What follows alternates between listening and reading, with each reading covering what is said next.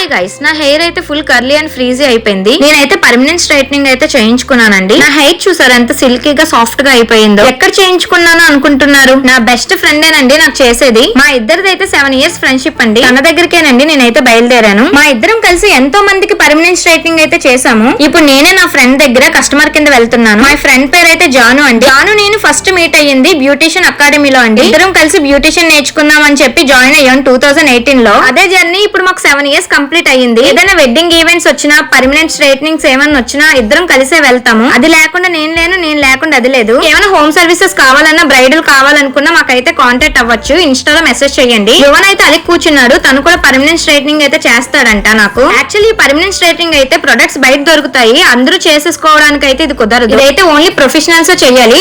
Highly chemical products అయితే use చేస్తాము hair కి. ప్రాసెస్ అయితే ఎలా చేసామో, హెయిర్ బర్న్ అవ్వకుండా ఎలాంటి ట్రీట్మెంట్ తీసుకున్నా నెక్స్ట్ వీడియోలో చెప్తాను. Bye guys.